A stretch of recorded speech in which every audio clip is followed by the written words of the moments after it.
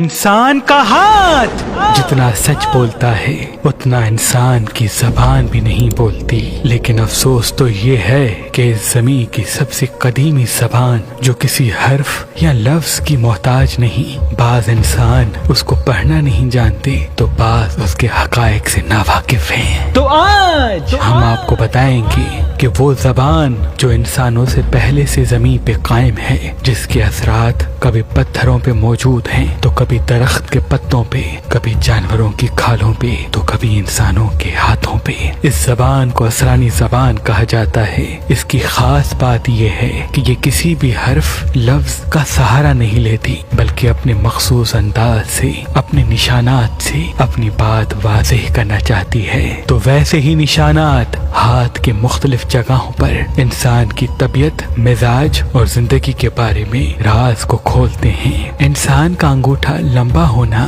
یا اس کے پہلے پور میں آنکھ کا بن جانا اس بات کو واضح کرتا ہے کہ یہ انسان محنتی، ہنرمند اور اپنی منزل چیر کے حاصل کرنے والا ہوگا۔ لیکن اگر اسی ہاتھ میں اسی نشان کے ساتھ بار بار کٹ کے نشان آتے ہوں، یعنی وہ محنت تو بہت کرے گا لیکن ان کی چیزیں الجھیں گی۔ اس کو چاہیے کہ وہ فوکس جس چیز پہ رکھنا چاہتا ہے اس چیز پہ مسلسل رکھے، انشاءاللہ منزل ان کے ساتھ ہوگی۔ جس انسان کی زندگی کی لکیر چاند کی طرح گھومتی نہیں بلکہ مون ایریا کی طرف موو کرتی ہے، ایسا انسان جہاں وہ پیدا ہوا وہاں وہ رہے گا زیادہ نہیں، مختلف جگہوں پہ جائے گا اور سفر کے ساتھ اس کی زندگی کی کامیابی جڑی ہوتی ہے۔ اور جس انسان کے انگوٹھے سے اندر زندگی کی لکیر کے ساتھ لکیریں عطارت کی طرف جاتی ہیں، یعنی ان کے عزیز و اقارب ان کے سب سے بڑے محسن ہوتے ہیں، اگر اس لکیر میں کٹ کے نشان ہوں تو اس کا مطلب بیچ کے کچھ ایسے لوگ ہوں گے جو عزیز و اقارب اور ان کے درمیان اختلافات کو بڑھا سکتے ہیں۔